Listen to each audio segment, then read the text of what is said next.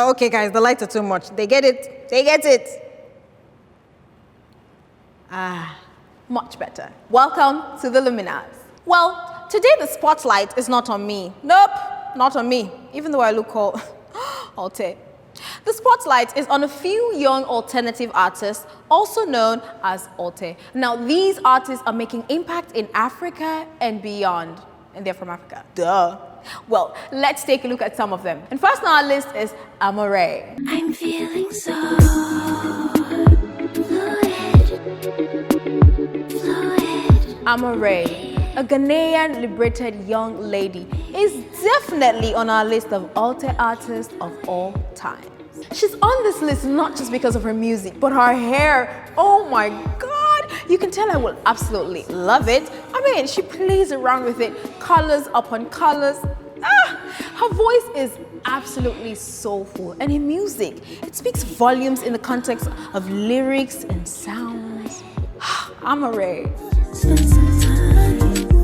Spend some time. Spend some time. She caught my attention the most with Happy Mistakes, where she remixed the infamous D'banj's I Have a Confession. Don't take it personal. She remixed it into something cool and calm. I have a confession. Don't take it personal. I have a confession. So you gotta listen.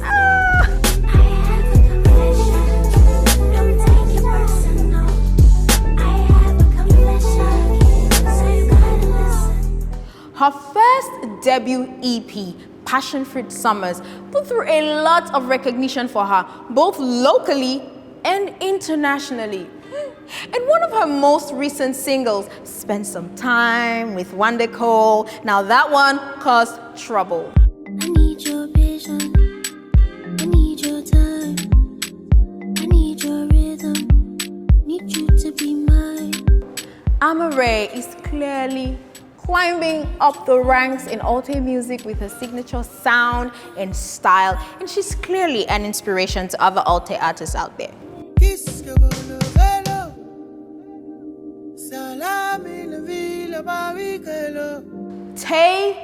ETIRE. Leave me alone. Space is all I need to get away with all my dreams.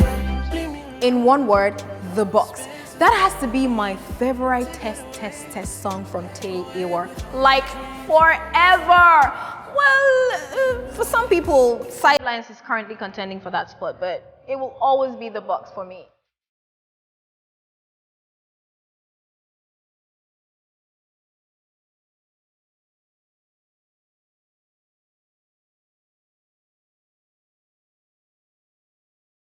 Listening to Tay brings a reasonable amount of peace to my being, and I'm sure that's the same thing with a lot of people out there. Now, if you're the kind of person that grows attached to songs, this would definitely be relatable for you. You can have it all. If I'm the one fucking with you, nah, yeah. Don't tell no lies, no. You need to know that if I lose you, I won't try no more. Do you know what I mean? Tay is a smart, soulful, intelligent, psychological person, and he puts his very being into his music, inspiring everyone out there. Because I'm giving you info on Tay doesn't mean you carry him to go and form clout. That's only for me to do. Odunsi the Engine. Yes, you heard right. You guessed right. I'm sure some of you were already thinking that. Odunsi the Engine, as far as alternative music is concerned, is one of the many groundbreaking artists who have brought a lot to the table and have hacked the system of owning their art. I'm in love with girls that like to party, drink Bacardi straight and talk about star signs. I'm in love with girls that like to party, drink Bacardi straight and talk about star signs. From Desire to Star Signs, remember that one? Even to Wetin Day, Odunsi has in no way relented in giving us his best in terms of music and content and personality. He even brings the African touch to everything he does. Talk about Africa. Lady Donley. In her words, occasionally I have conversations with myself about how fire the music is. Singer, songwriter, and all-round creative human being, Lady Donley.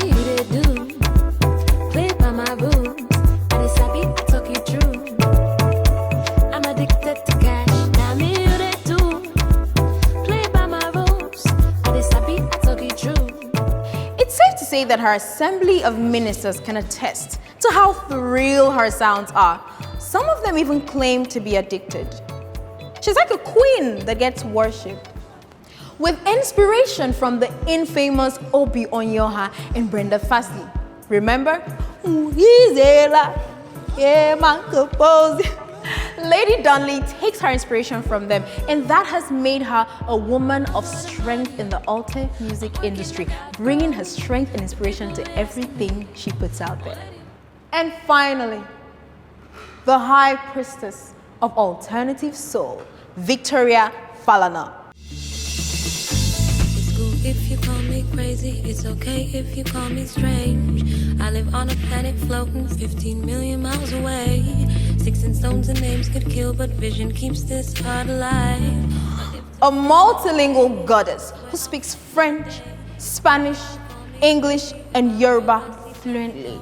And guess what? She sings in them too. Yum.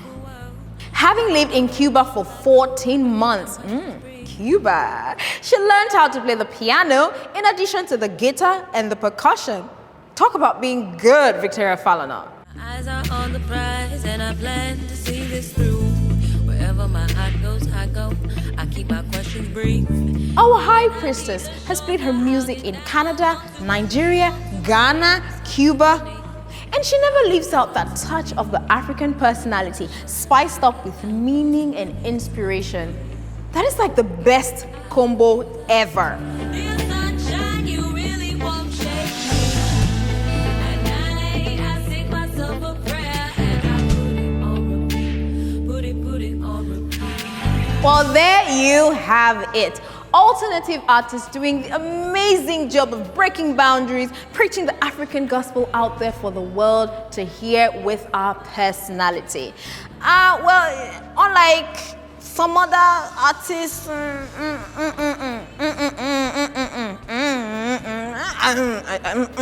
I was just humming, right? But we do have some really beautiful upcoming alternative artists. I'm talking about Thames, ALO, and many other alternative artists. Keep doing the good work, guys. But if you want to listen to anything meaningful and inspiring, listen to the Luminars, watch the Luminars, subscribe, like, and share, and I'll see you on our next episode. Bye.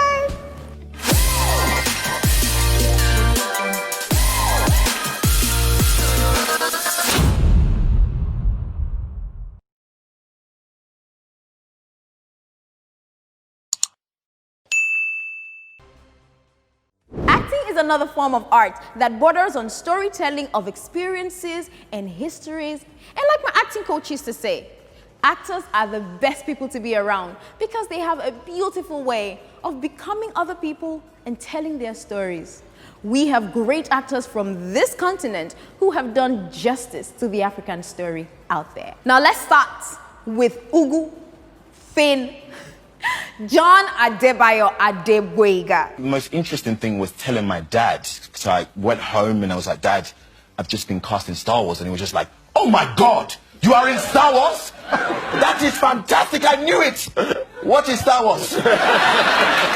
That's a true African parent. A Nigerian who grew up in South London, started acting in primary school, and then from there, he went boom. After starring as the infamous Ugu in the movie adaptation of Half of a Yellow Sun, Chimamanda Adichie's famous novel, he's gone ahead to star in many blockbusters, even as a lead character in Star Wars: The Force Awakens as Finn. He now owns a production company, Upper Room Entertainment Limited, which co-produced the movie Pacific Rim Uprising, a sequel to Pacific Rim.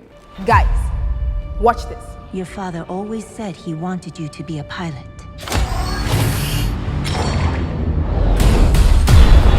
Who is that? Definitely not one of ours. Let's do this. Having received the BAFTA Rising Star Award in 2016, Boyega is a Naija actor who promotes his country at every given chance. Fashion icon, writer, model, and of course, award-winning actress Lupita Nyong'o cannot be skipped on this list. She rocks the low-cut melanin skin theme. Brown skin girl. I went to Master Shaw's plantation. You admit it? Yes, freely. And you know why? I got this from Mrs. Shaw. Mrs. Epps won't even grab me no soap to clean with. I stink so much I make myself gag. Kenyan Mexican who was born to Kenyan parents in Mexico City. Rich heritage, right?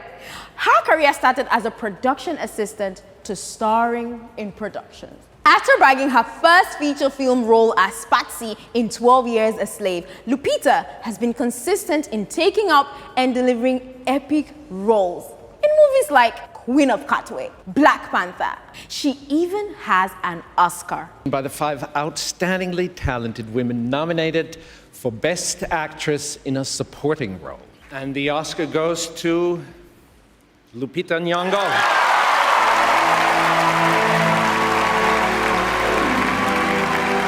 She speaks 4 languages fluently and is a promoter for women's rights and an advocate for elephants. I am proud of my Kenyan heritage, and part of that heritage is the incredible wildlife haven that is in our care. On this trip, my newfound knowledge has led me to understand the elephant's intrinsic value to us all, both here in Kenya and around the world. This sister ensures that she slays the African and melanin vibe both on and off the screen. And she just released her first book, Sulwe. This is a book that promotes and teaches African girls to embrace their skin color, their difference, and their Africanness. Is that a word? Abraham Atta. Do you remember the popular meme of the boy with leaves on his head? I'm not understanding.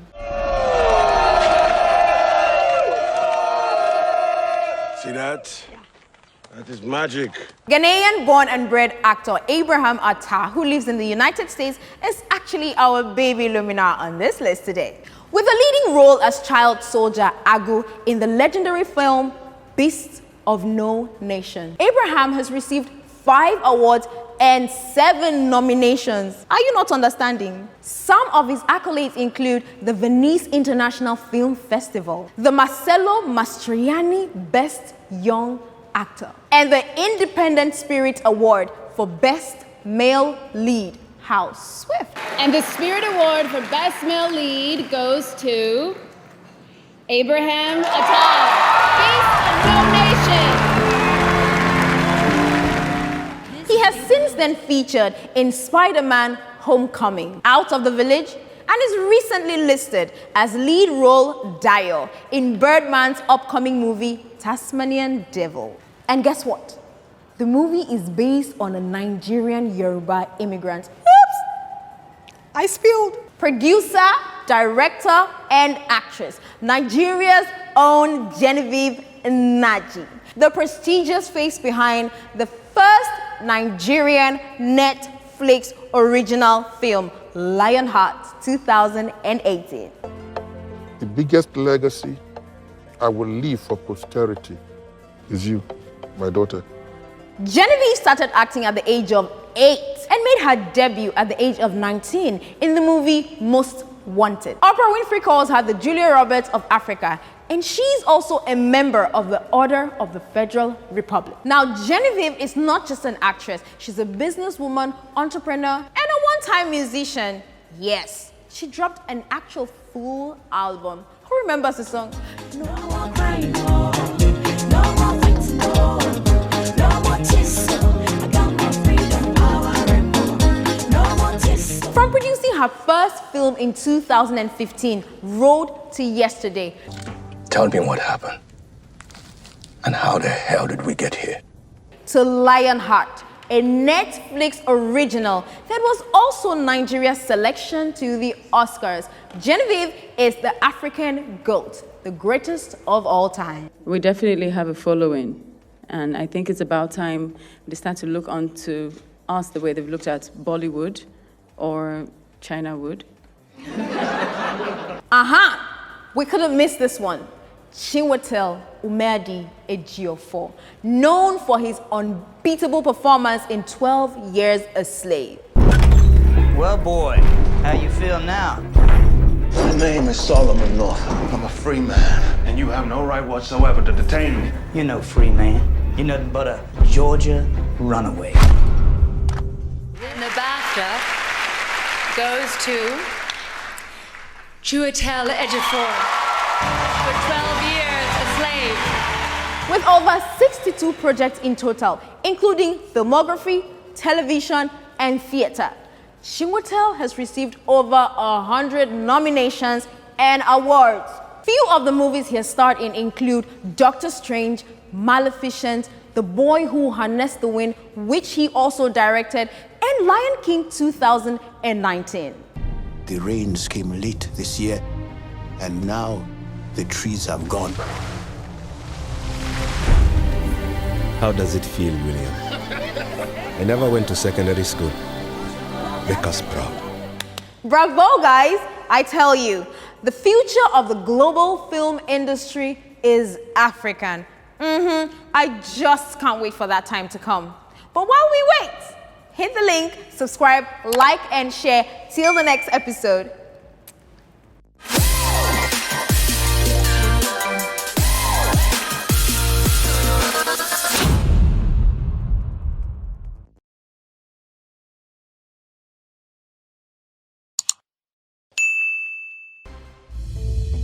Thank you for making me the president of the Federal Republic of the Luminars. My first official assignment is to travel. Pardon me, did I say travel? My first official assignment is to meet with the other great Luminar presidents to get help on how to be a great president. We have a lot of great presidents that are from Africa. A lot of them were short-lived, but their legacy still remains. And their impact is very, very much efficient. Some of these presidents are people like Patrice Lumumba.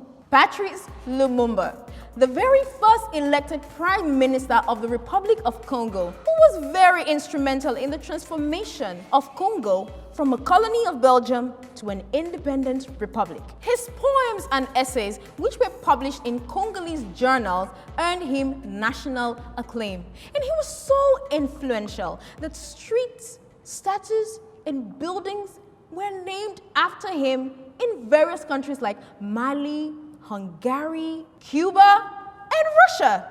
In 2003, BBC reported that naming your child Lumumba in Africa was likely to give the child a head start in life.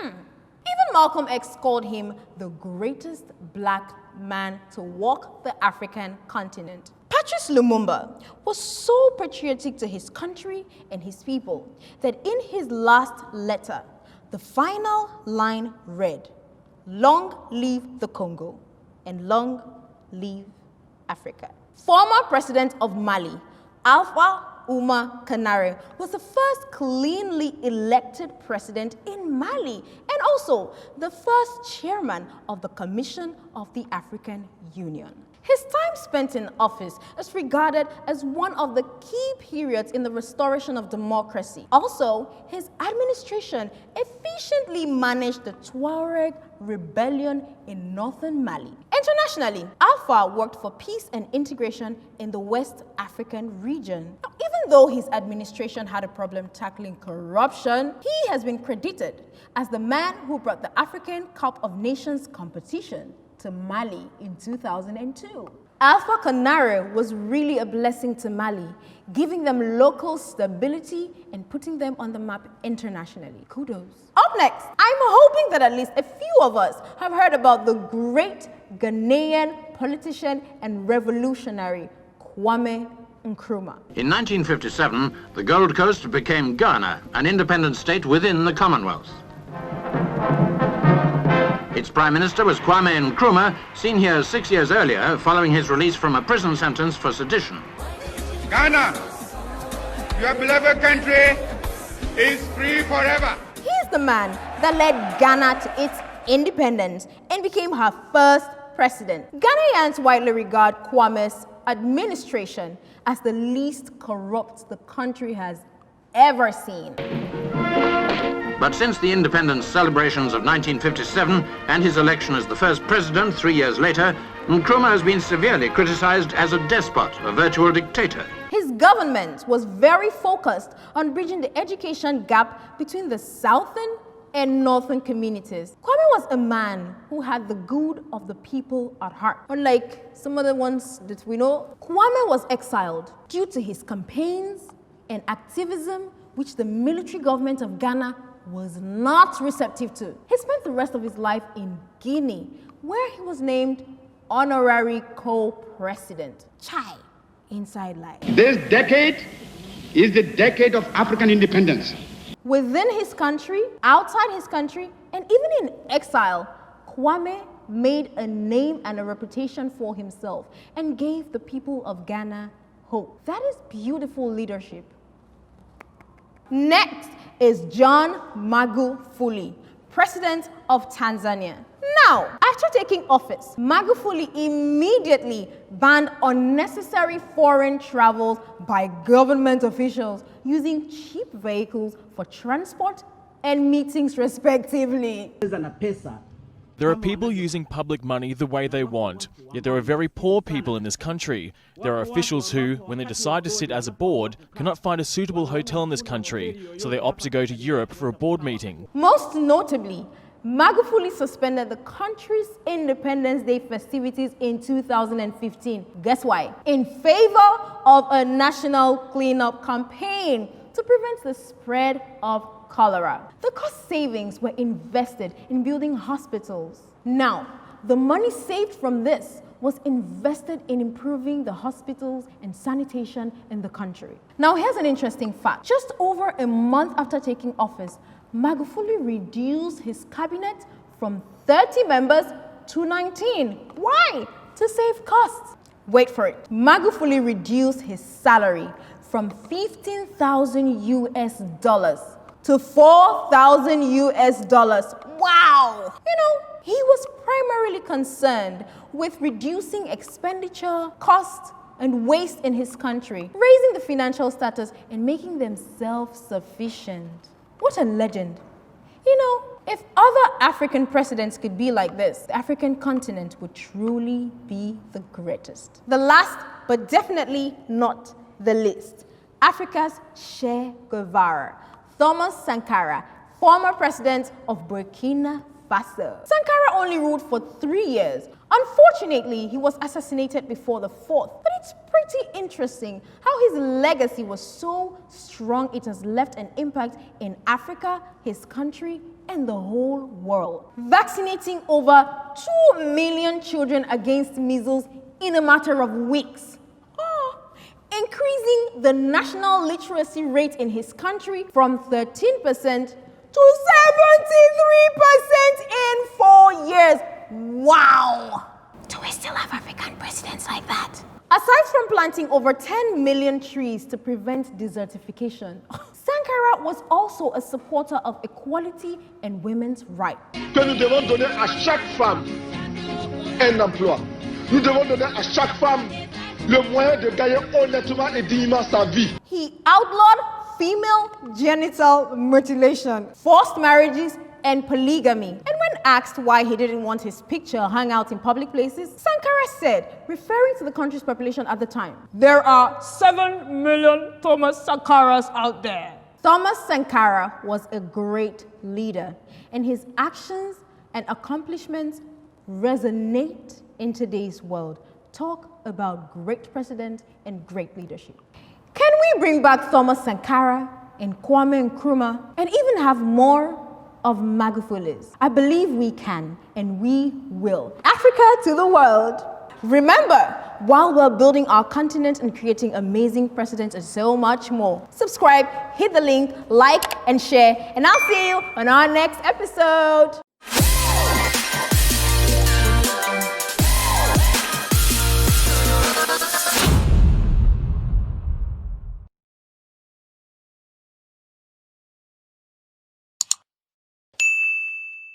Action!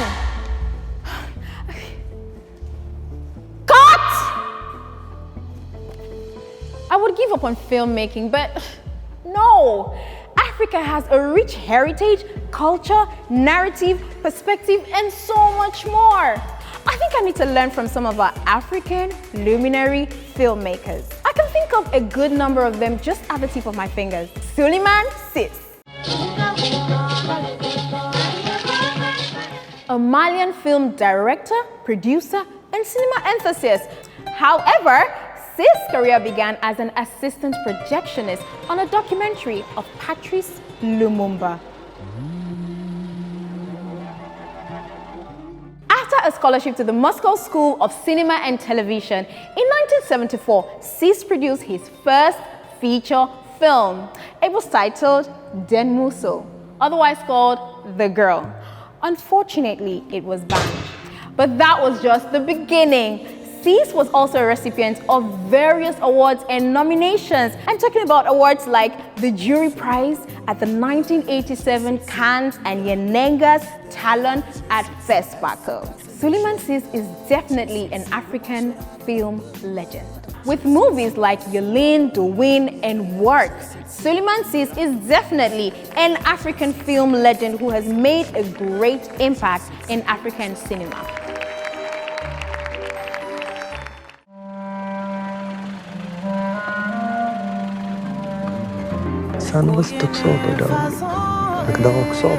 Abdurrahman Sissoko, an Oscar nominee for his all-time Star Award-winning movie Timbuktu in 2014. Now, Abdurrahman Sissoko has had many awards and nominations, talking of 37 awards, 13 nominations. And his movie Timbuktu also got nominated for the Academy Award of Best Foreign Language Film. A Mauritanian director who also writes and produces his films. His themes also revolve around exile, displacement of people, and globalization. Taking a cue from Abdurrahman Sissoko, more African filmmakers and producers should begin to highlight issues like police brutality, freedom of speech, and even immigration.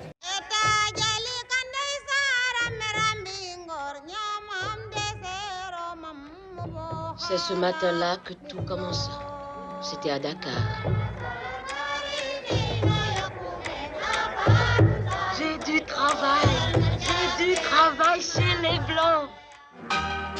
Ousmane Sembene, popularly known as the father of African film.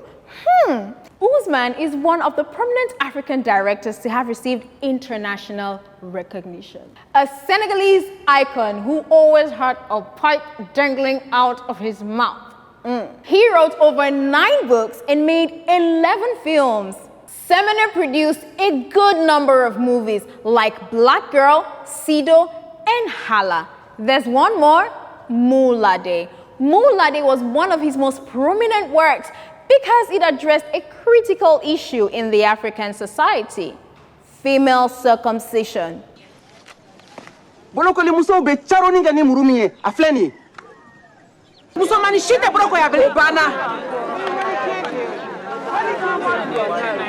Sembene also won honorable awards in the Venice Film Festival, Berlin Film Festival, Cannes Film Festival. The list is endless, too much to even begin with here, so you can imagine. Ousmane Sembene's work will always be of reference to the African society. Une victoire de notre peuple. Ce sont les fils du peuple qui dirigent le peuple dans l'intérêt du peuple. Drum roll! And finally, Djibril Diop Mambéty, a Senegalese director, actor, orator, and poet.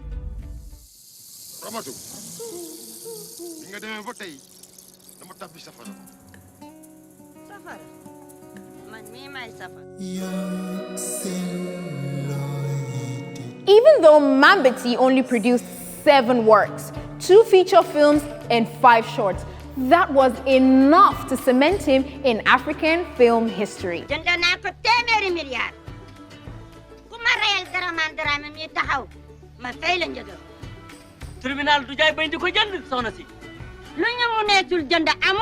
Majority of his films received international acclaim for their unique cinematic technique and their unorthodox narrative style. He first received international recognition with the release of his first feature film, Tuki Buki. Tuki Buki is the movie. I mean, even Martin Scorsese had something to say about it. I'm just sort of coming to discover the precious riches of African cinema. And like many others, I was overwhelmed by Mambéty's picture the first time I saw it, by its freedom, its faith in the beauty of the world on one hand, and its frankness on the other, its humor, its love for cinema, and all its possibilities.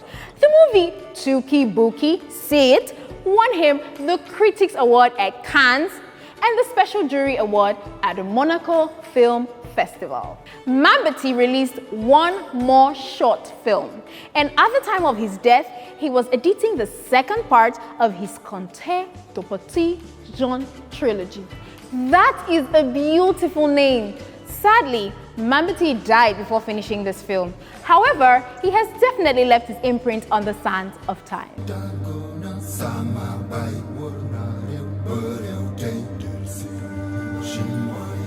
These filmmakers have definitely set the pace for a new generation of African luminary filmmakers. The African story and cinema is definitely taking center stage.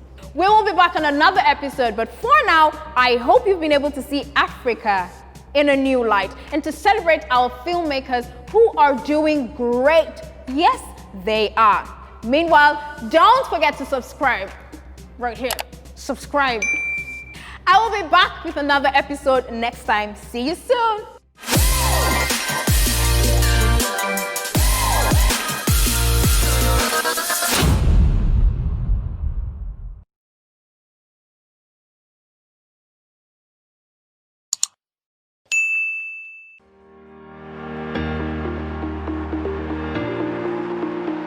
Have you ever scored a goal? I just did, and I feel amazing. I feel like our African footballers, the great ones, doing magic and scoring goals on the field. But here's the thought. We have a good number of African luminary footballers who are legends on the field, and not just that, they're doing amazing stuff out of the field. For instance, Emmanuel Adebayo.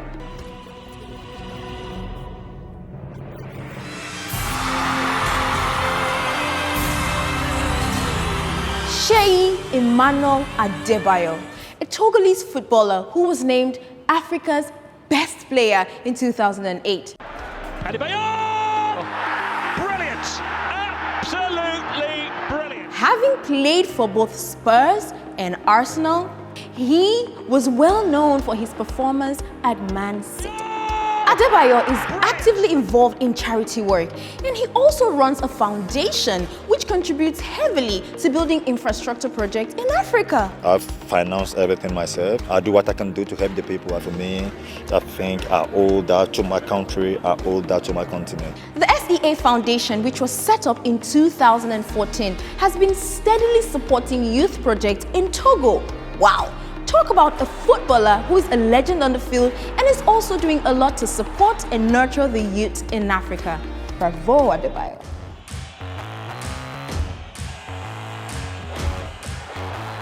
Samuel Eto'o. Barcelonian legend and Cameroonian all-star footballer Samuel Eto'o is one of the most recognized African footballers of all time. Being the most decorated African player and having won the African Player of the Year award 4 times with a total of 55 goals. Samuel is Cameroon's highest all-time goal scorer. Eto'o set up the Fondation Privada Samuel Eto'o, the Samuel Eto'o Private Foundation, which caters to the protection of children, provision of education, and social inclusion for the disadvantaged. My heart.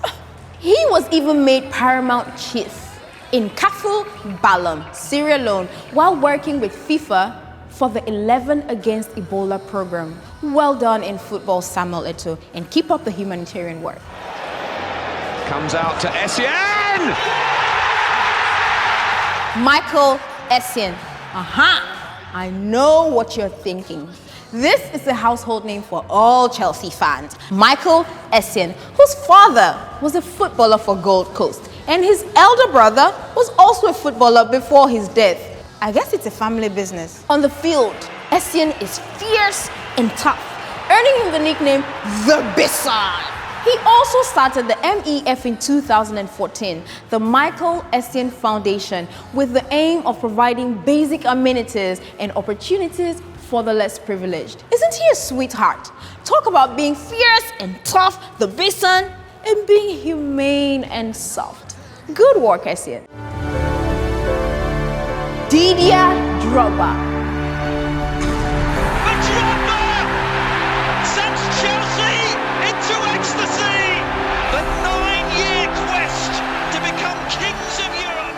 For the longest time, this name was synonymous with the club Chelsea FC. I mean, even for football numbnuts, at least they knew he was popular for football. For me, it was the same way you'd say Arsenal and think of Fabregas, Liverpool, Steven Gerrard, Man U, Rooney. Drogba is one of the most expensive Ivorian players in history.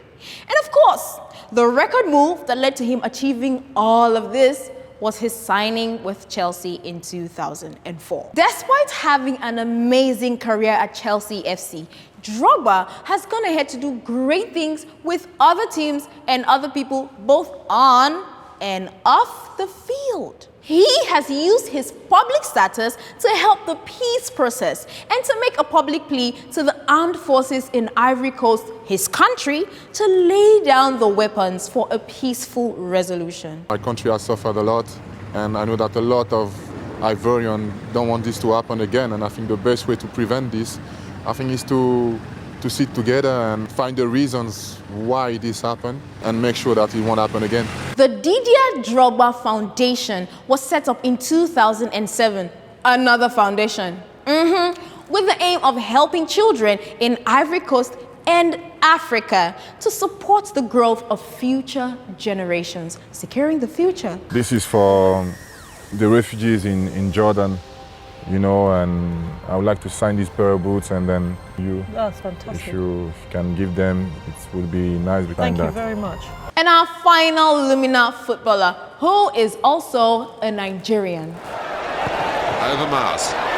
Kanu! And Chelsea have conceded at Stamford Bridge.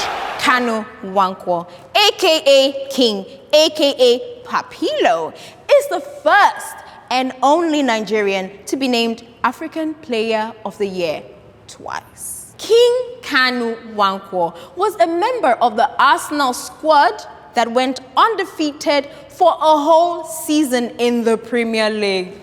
He's also a UNICEF Goodwill Ambassador and runs the Kanu Heart Foundation for Children. Heart is not something that you play around with. It's something that if it stops, it stops, and then you're gone.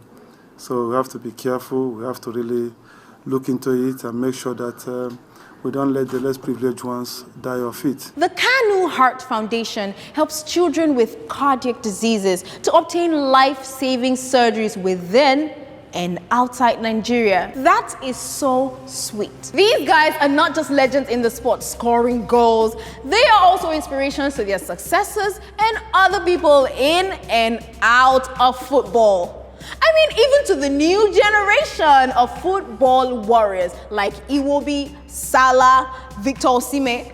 Wow! Talk about making a difference, guys, right? Well, if you don't do anything, you can make a difference by subscribing. Subscribe! like, share. This brings us to the end of Luminars. I will be back on the next episode, but remember, make a difference. Subscribe, like, share. Bye! Cheers!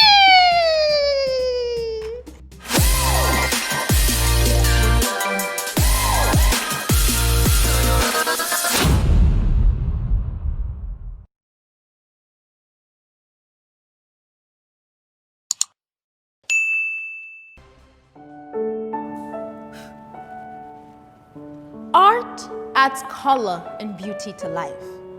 It's another amazing way of showcasing, recording, and just telling our experiences and identities. Have you ever wondered how much and to what extent African artists are celebrated and recognized in the world? I'll tell you. We're not just drawing, painting, and sculpting in basements and tiny rooms and putting them on social media. We, African visual artists, are doing a great job showcasing our heritage, culture, identities, and so much more. Now, that list is very impressive. But first up is Tracy Rose.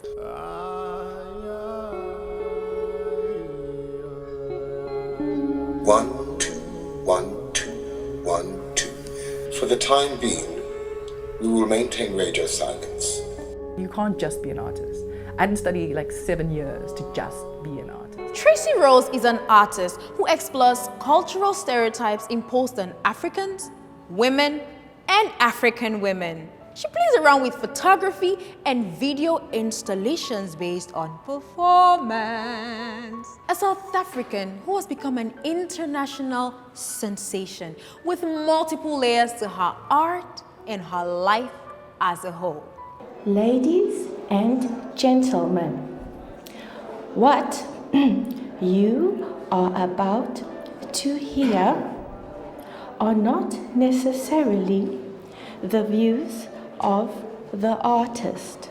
Her art has been defined as a complex manner in which an artist inserts her body into her work of art, embracing multiple layers of meaning inherent in the world. True art, if you ask me. Rose's art, which is sharp-edged, profoundly political, and anarchic.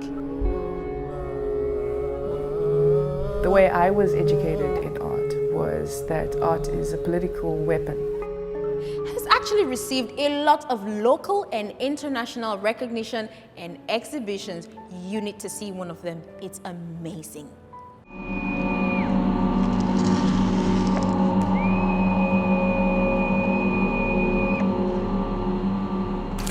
Interesting.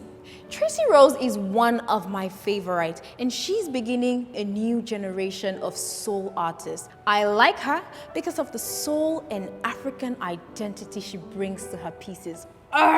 You definitely need to check out one of Tracy Rose's pieces. You can start with Titled.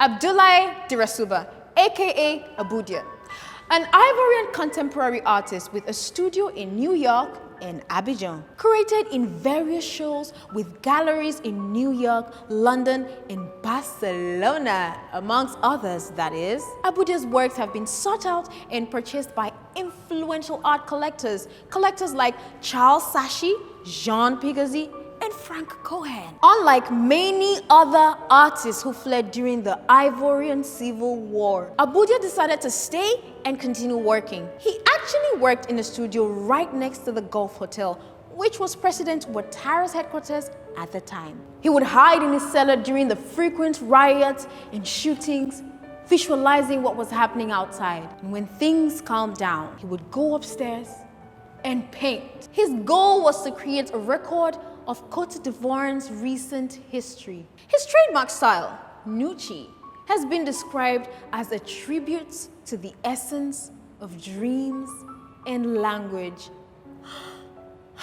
Ghanaian sculptor El Enachwi, who spent majority of his career in Nigeria, is popularly known for his bottle top installations, which is basically thousands of aluminium and copper wires transformed into a cloth-like wall sculpture. Enachwi started sculpting and wood carving because he wanted to keep alive the African traditions he grew up with. Isn't that beautiful? To draw connections between consumption, waste, and the environment. Drinks were among the items that Europe brought to Africa in order to start trading with Africa. When I take a bottle cap and I cut it, I just have the feeling that I'm working with a material which was there at the beginning of the contact between two continents and eventually three continents. Yeah. You know, because the currency of drink happened to be used in paying for slaves which were brought to the West, and produce more sugarcane for more drink, and it goes back into Europe and then comes back into Africa, and so on and so forth and so forth. Yeah. Between the three continents, you know, that historical fact, I think drink has a lot to do with it. Make that make sense. But beautiful work, Anatsui. Elle has won a number of awards, such as the Golden Lion for Lifetime Achievement in 2015, and the Premium Imperial, which he was the first Ghanaian to win. You know why Elle Anatsui inspires me? Because he makes beauty out of things we wouldn't ordinarily think we can, drawing connections between waste and the environment. Beautiful. Sherry Samba, who hails from the Republic of Congo, is one of the most popular contemporary African artists known all around the globe. At the age of 16, rebellious years, Sherry found his calling after encountering artists such as Moke and Bodo when he left for Kinshasa to become a sign painter. What was I doing at the age of 16? I was fighting with my parents on who I wanted to be. Okay, moving on. Sherry has over 309 paintings published. Wow, that's a lot. And apparently, each painting goes for 15,000 to 600,000 pounds. That's a lot of money. He has adapted the art of infusing text and painting into his work, and he calls it the Samba signature.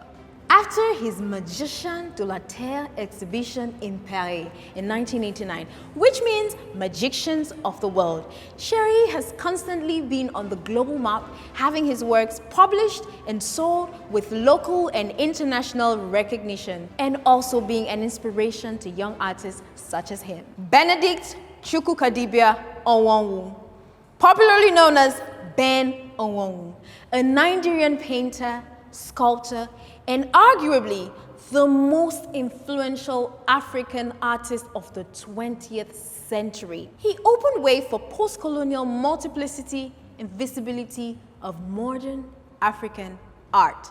A legend. His fame was used to enlist support for Black nationalist movement all over the world. This man has a crater named in his honor on Mercury, the planet. Yes, the planet Mercury. It's called the Onwonwu crater.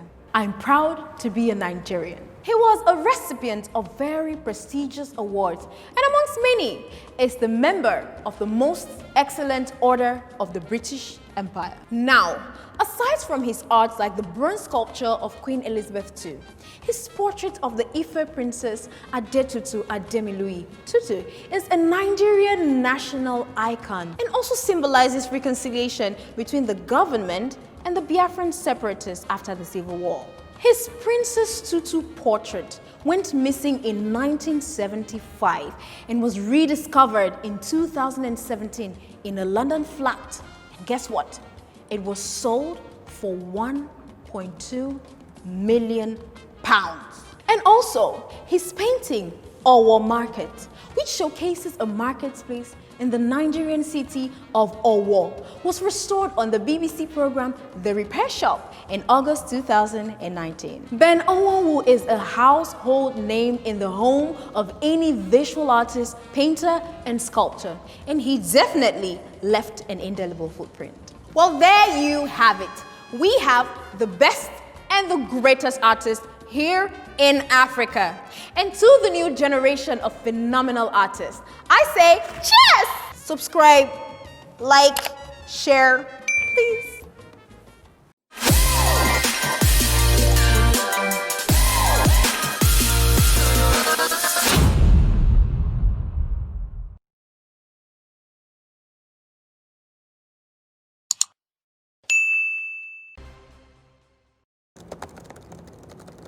I just created an invention. We all have our personal ideas of who an innovator is. But who is an innovator? Hopefully after this we'll get to know who an innovator really is. And most importantly, our African innovators. The Our Bike Luminars. Ifeoluwa Ogundikpe, Ibukuntunde Oni, and Damilola Olugbemi. These three young men. Is it safe to call them the Yoruba Angels? What is one of the biggest problems we face in our cities, especially Lagos? Traffic. These three young men are contributing to the society by decongesting traffic. Congestion in Lagos is a big deal, and in other parts of Nigeria as well. So that really set the foundation for what we call Our Bike today. Ifeoluwa, Ibukun, and Damilola have introduced a safe, efficient, and very unique solution to traffic, now operating in university campuses. And this is called Our Bike Bicycles, you guessed right. Moving to France, Ifeoluwa hardly rode in cars, keke napeps, bikes, okada. He mostly rode on bicycles, and that set the foundation. Redeemers University, Pan Atlantic University, and Richmond Estate are some of the few places that Our Bike Bicycles are in operation since its launch earlier this year. Having gone from high school to creating an amazing innovation, these three young men, friends from way back, are creating an eco-friendly and sustainable platform. Oh, and by the way, Our Bike is not your regular bicycle. It is produced from scratch. And it has over 150 users every day. It also gives us information on health and lifestyle that many of us go to buy Fitbits for. Well, for something to be at its embryonic stage and to have that much relevance and have gained that kind of market, Our Bike Bicycles is here to stay. Now, we definitely experience a lot of traffic problems over here, and this is something that has been very well embraced in the western part of the world. It's about time it came down here to the African continent. Our Bike Bicycles is here to stay and to multiply, hopefully. Woo! Power to the bicycles! ETIRE Aderiokun, a young lady, co-founder of Bikecoins, Nigeria's only Google developer expert, specialized in web designing. I really love being a front-end developer, particularly working on the web, because the web is just such an amazing platform. You can reach pretty much anyone, anywhere. And it's because of the openness of the web that I was able to learn how to be a developer without having to go and study computer science. Self-taught user interface designer and front-end developer. ETIRE was also a guest speaker at the Pixel Pioneers Belfast 2018. ETIRE, only you? Okay, I'm no tech person, so I have little to no idea what weights the things I just mentioned carry. At age 13, ETIRE built her first website. Wow. And since then, she has believed that the future of programming is female and red. ETIRE Aderiokun also organizes Front Stack, a conference for front-end engineers in Nigeria. That's not all. Now, after creating a scholarship to sponsor Nigerian women to take a UDA City Nano degree in any technical related field of their choice, ETIRE will always remain relevant to the tech industry and the woman empowering sector. Shola Akinlade. My name is Shola Akinlade, co-founder and CEO of Paystack. At Paystack, we help businesses accept payments online. After meeting Ezra, the co-founder of Paystack, who knew more programming than he did, he got inspired to practice programming more and more and to even join the software exhibition in the university. There, he exhibited his first software, the voice-activated website. You know that moment when you say, wait, I can do better. I should do better. Well, Shola said, I am a builder. I should be building. So he and Ezra channeled their thoughts into creating a tool for merchants. Not just any tool, Paystack. It's like I always knew the state of payments wasn't where it should be, but I didn't think it was going to be me. So, but just working with the banks, I don't know, I just figured, if there's someone that can figure out payments, it probably will be me, because I built world-class software before, and now I just have access. I understand how the financial system works. A payment tool that is used by over 25,000 merchants and trusted by over 40,000 businesses. Now, needless to say, Shola and Ezra have left a great impact and created solutions for people like us and the tech industry. Amazing. Abdigani Diriye, a research scientist at IBM Research Africa and the founder of Somalia's first incubator and startup accelerator, Innovate Ventures. Abdigani, who holds a PhD in computer science, is featured as the next Einstein Fellow 2017 to 2019. I'm Abdigani Diri. I'm from Somalia and an F Fellow. For the last 3 days, I've been participating at the next Einstein Forum conference, and it has been a beautiful combination of ideas, innovation, and really incredible people who are passionate about the mission of Africa. I don't think I've been to a conference quite like this, and I'm looking forward to 2020. Thank you. That's not all. He's also listed as one of the world's top young innovators under 35. Innovation. What does it mean to you? Do you think of a product, a process, a business model? Coming from the world of tech, I think about AI and self-driving cars, cutting-edge tech we usually find in the first world. Now, even with the many and all the things he's doing in the tech industry, Abdigani still finds the time to create startups, non-governmental organizations, and to even speak in conferences in his native country, Somalia, about intentiveness. Tokini Peterside. Tokini wondered to herself, what kind of platform can we create to celebrate, support, and be a catalyst for the patronage of African artists within Nigeria and across Africa? Interesting. Art X Lagos. Have you ever been or heard about the Art X Lagos exhibition? I'm talking about an art exhibition that showcases paintings, sculptures, and other forms of art from African artists. Tokini Peterside is one of Lagos' most stylish natives, art collector of over 12 years, entrepreneur, CEO, and founder of Art X Collective. She infuses entrepreneurial strategies into her love of the African art, culture, fashion, and lifestyle. Cultural diplomacy is a particular type of soft power that uses a country's finest ideals, its art, its music, its literature, and its film, to advertise and amplify its society to the world, fostering mutual understanding and ultimately revealing the soul of a nation. The Art X Lagos has welcomed over 22,000 guests and 200 of Africa's own leading artists. Artists such as Yinka Shonibare, Yor Owusu, Johnson Uwadima, and many more. The Art X Lagos still remains the top-tier, exhilarating, innovative Pan-African art exhibition held in Lagos, Nigeria. Talk about a revolution of African fashion and culture. What are you creating? What are you doing with your time? What are you building? The best Owambe outfits? Someone said something. Helicopter taxis? Well, Africa, let's keep creating and taking Africa out there on the international map. Stay tuned for more and subscribe. Don't forget to subscribe, like, and share. I will be back on our next episode, The Luminars.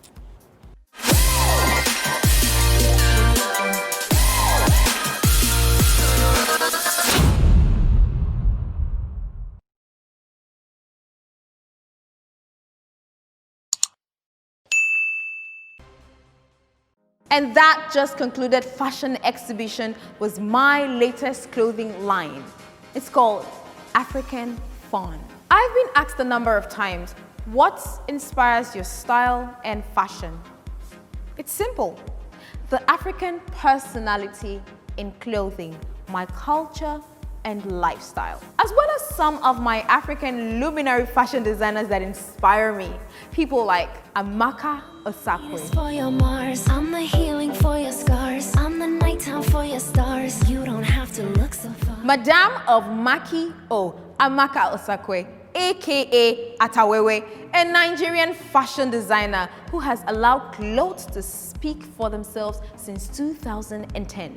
Maki O, who was once West Africa's most celebrated designer, has always had a deep connection with fashion, as she sees it as some form of therapy. Well, that worked. Her style is intimidating, yet inviting, sensual, yet provocative. This occasionally appeals to the sophisticated, edgy, and well-traveled women. And trust me, they continue to see her pieces as an illicit escape, a chance to feel more exciting and less restrained. From breaking and roasting calabashes to sewing through them and having models hold outfits on raised platforms and more, the African essence has never been too far to see in any Maki O display piece. The brand has continued to grow its presence to the international sector to the point that it got invited to the celebration of design event at the White House by Michelle Obama. The Maki O has shown its collections in the New York Fashion Week, Forbes, the Vogue magazine, Elle magazine, and many more. African fashion? Here we go at the tail of Maki O. Next up, globally recognized Nigerian-born fashion designer, Duro Olowu. Duro that didn't Duro in Nigeria is best known for his unique designs that combine fashion from various cultures. Fascinating. For me, it's a collage. It's a collage of life, it's a collage of love, but also a pattern. I love mixing unusual combinations of print and fabric to form this collage kaleidoscope. One of his works won Dress of the Year in 2005 by both the American and British Vogue magazine. Numerous celebrities have been seen wearing some of his works. Celebrities like Michelle Obama, Iris Apfel, and Solange Knowles. Keep repping us, Duro. Diola Sego is our next up on the list. Creator of the most prominent traditional wedding outfits, Komole. If you like Owambe, you know what I'm talking about. She has definitely made it to our list of African Luminar fashion designers. The House of Diola, since 1989, has ensured that the African cultural style is infused with contemporary and trendy approach to design. There's a lot of passion that goes into my designs, and there's a lot of research, there's a lot of hard work, and the creativity comes from my being inspired by absolutely anything. Ooh, she was the first Black woman to present at Alta Roma, Rome's celebrated fashion week in 2004. African giant. So, her infamous Komole campaign came under a lot of negative backlash for her use of non-Black models. Can you guys get any worse? We already know the style is ours. Mama was trying to make it popular with non-Black people. But you guys will not let it grow. You will not let us shine. Diola is not just a fashion designer. She also featured in popular filmmaker Kunle Afolayan's movie October 1 as Fumilayo Ransom Kuti. And before I forget, her three beautiful daughters, Tenny, Abba, and Tiwa, are also in the fashion business, under the clan label, of course. Talk about generational assurance.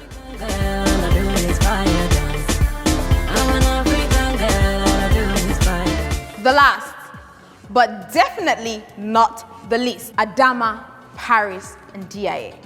A Senegalese queen, founder of the Dakar Fashion Week, the Black Fashion Week, and the Fashion Africa channel. Popularly known as Adama Paris, she has made Africa consume a bigger slice of the pie in the fashion scenery. And she is doing more than well and is recognized locally and internationally.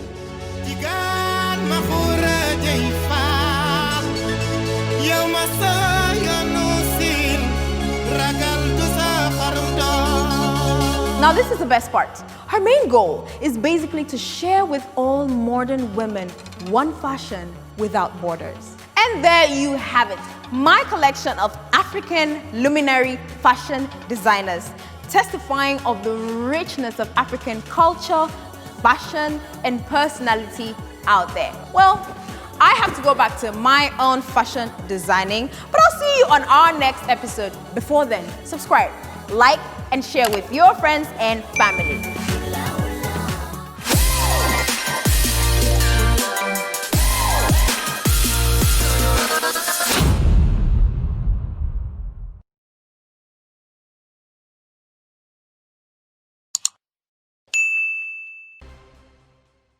I'm reporting live right here at the scenery of the biggest bombing the world of terrorist attacks has ever experienced. The bombers are not even in hiding. They are out here with covered faces, ready and willing to talk to any reporter that is available. Very daring.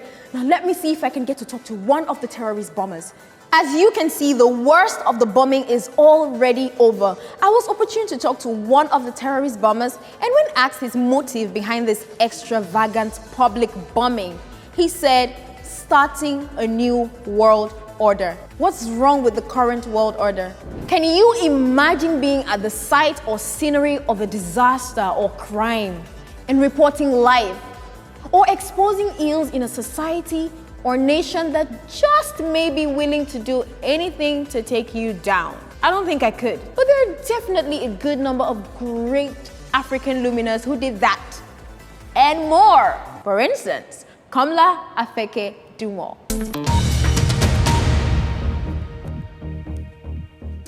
You're watching BBC World News. My name is Komla Dumo. Komla Dumo, the Ghanaian journalist who was popular for being the main presenter on the BBC World News program Focus on Africa.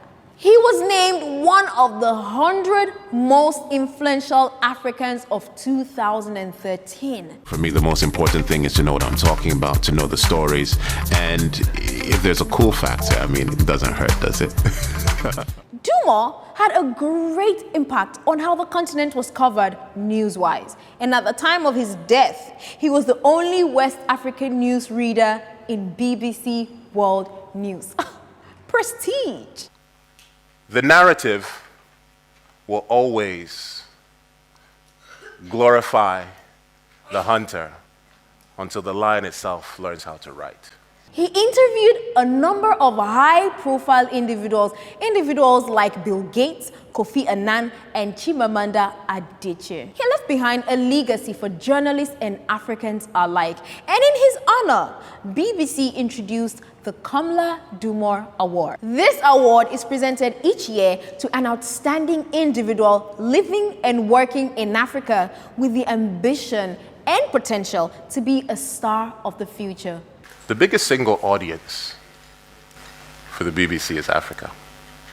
So no one's going to have to tell you that you have to present programs that address the needs and the interests of an African audience.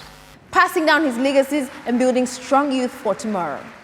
Declan Okpalaeze. When you talk about decorated journalists in Africa, Declan Okpalaeze is definitely one name you will hear.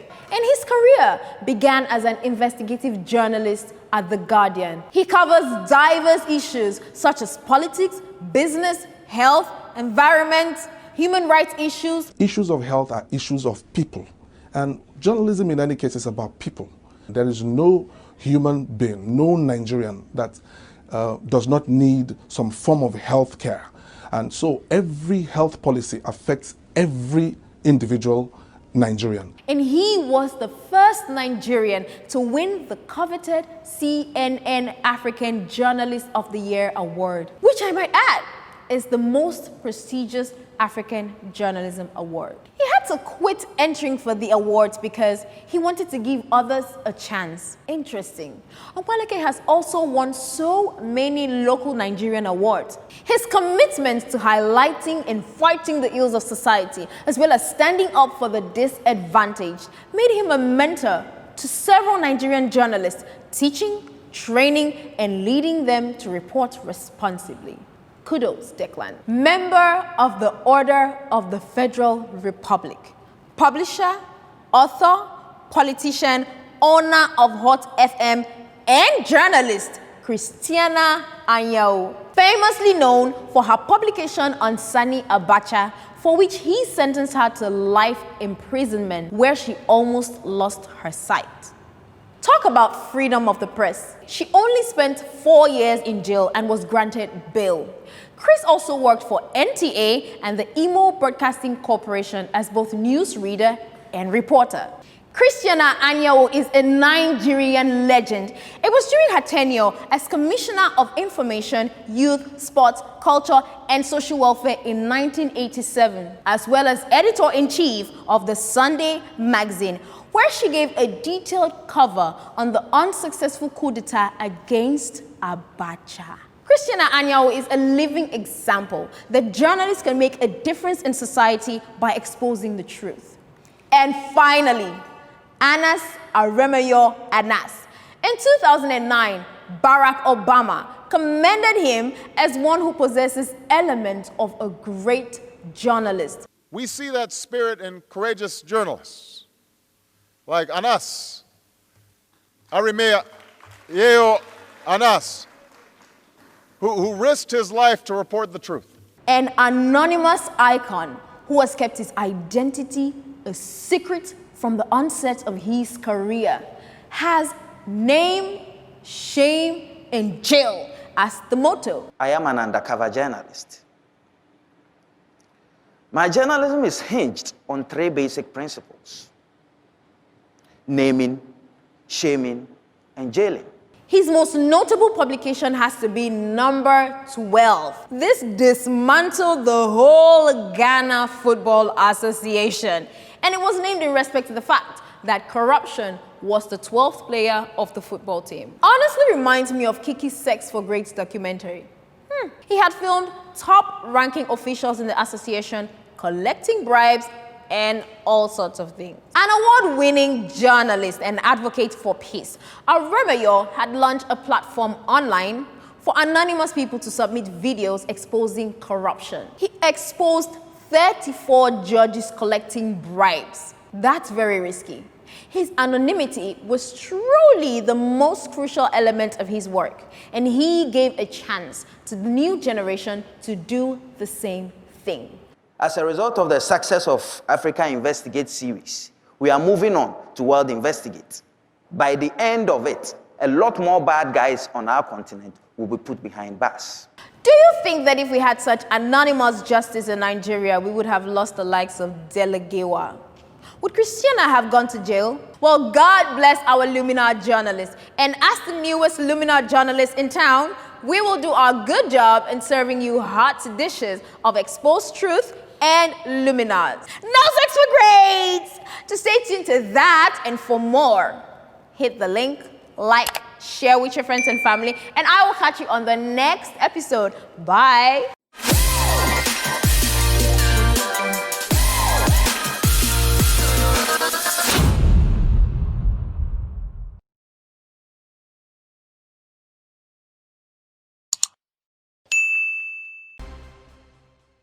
Standing for something and putting your interests aside to create safe spaces for the interests of other people sounds easy, right? Like spending 27 years in prison kind of thing. Totally easy. No! We have some of our African luminary heroes for you today. And trust me, this was not even an easy one, because Africa has a lot of groundbreaking heroes. I mean, the likes of Nelson Mandela, Wole Soyinka, the list goes on. It is endless. So in summary, here we go. Felix Israel Domeno Kunoti Ahulu. What a spicy name! Is a professor of human genetics in the University of Cape Coast, Ghana. He's also a consultant physician, genetic counselor, and more in Harley Street, London. He can be addressed as a global authority on sickle cell disease and a world-class expert on sickle anemia. Having produced more than 200 publications, his value is universally accepted by medical practitioners and specialists. We're global! He is a recipient of outstanding awards, many of them. But what makes him an African hero? Regarding myself, ever since I got the letter of the Vice Chancellor inviting me to receive an honorary Doctor of Science degree, one word has been uppermost in my head, and that word is gratitude. Konoti Aholu outlined the genetic illness in his family generation by generation to as far back as 1670. He was born into a sickle cell family, and siblings with severe crisis paved his perception about the condition, a condition which he researched, outlined, and has passed down to medical practitioners and scientists. An African hero, Dora Nkem Akunyili. The evil of fake drugs cannot be compared with any. But unfortunately, the world is not giving it enough attention. Who served Nigeria as the Director General of the National Agency for Food and Drug Administration and Control, NAFDAC. She served NAFDAC for 7 years, and trust me, she's to be thanked for majority of our lives today, to be honest. The leadership we get in future will be leaders that are trained abroad. And these people trained abroad, most of them cannot connect. A strong feminist who believes that women are less corruptible than men. She revealed at NAFDAC, after taking the reins in 2001, that 70% of the drugs sold in Nigeria were counterfeit. Her legacy lives on remarkably, not just in Nigeria and West Africa's drug markets, but also in the empowerment of women, particularly in Africa, not just in the other room. Ameyo Adadevo is also on this list, the Ebola savior. She's acknowledged with having contained and controlled a wider spread of the Ebola virus in Nigeria. And she did this by placing the patient zero under quarantine conditions, despite pressure from the Liberian government. Adadevo ensured that the Ebola virus did not spread any more than it already had. And that took impeccable courage and heroic effort. In layman words, she gave her life for the sake of others by preventing a national and even possibly global catastrophe. She gave herself an identity as the Ebola lady, an actual doctor, patriot, leader, and heroine I stand. We decided that we wanted to make sure that Ameyo's sacrifice would be turned into something positive. And we made our focus strengthening the healthcare system in Nigeria, because we can't wait for others to do it. You know, we can't sit back and wait for other people to do it. We want to work towards that goal and continue her legacy of saving lives. One to remember, and for good. Paul Kagame, a Rwandan statesman. Kagame did not only save his country, Rwanda, from the world-famous ethnic genocide of 1994 with over 1 million deaths. He is also seen as Africa's metaphor for reconciliation and has earned Rwanda the title of Africa's biggest success story. What a title. In between the tussle and the external world influences in Rwanda at the time of the genocide, Kagame was still able to bring lasting peace and prosperity to his country. In Rwanda, more than 90% of the population has insurance coverage. This has contributed to significant improvement in health outcomes. No wonder he's called the metaphor for reconciliation. I guess if you have any disagreements you're thinking of ending or collapsing, you could pull a Kagame on it. It doesn't make sense that our leaders cannot get themselves together to address problems affecting our people. Kagame did an amazing job inspiring us African leaders to be able to bring peace and prosperity to our nations and our continent. And he didn't just inspire Africa, he inspired the whole world. A Nobel Peace Prize laureate, the 7th Secretary General of the United Nations, and the founding chair of the Kofi Annan Foundation, one of our biggest African heroes, Kofi Annan. The world that I'm working to create is a world that should be of interest to all of us. I'm working to create a world that is stable, that is peaceful, where we as human beings realize that we cannot consume the resources of the world the way we are doing, as if there's no tomorrow. Annan contained strong moral convictions, a careful judgment, and he portrayed that the seat of the Secretary General of the United Nations is very paramount to finding lasting solutions, guys, to some of the acute problems that we face in the international community. He called on member states of the United Nations to end poverty, improve education, and reduce HIV and AIDS. Well, this brought about the Kofi Doctrine, which basically states that sovereign states should allow the United Nations intervention on behalf of we, the people. He's a humanitarian.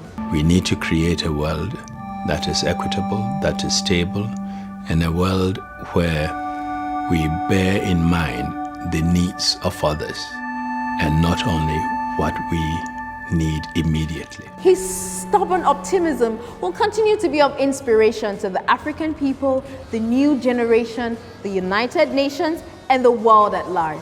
What do you stand for? 420, vigils, your village people, or the climax of a democratic progression of the vaudeville gubernatorial aspirants? What impacts do you have on your community? It all begins with one little step, guys. And that one step just might be subscribing to the Luminars. Subscribe, like, and share to your family and friends. The Luminars has come to an end today, but I will be back on our next episode.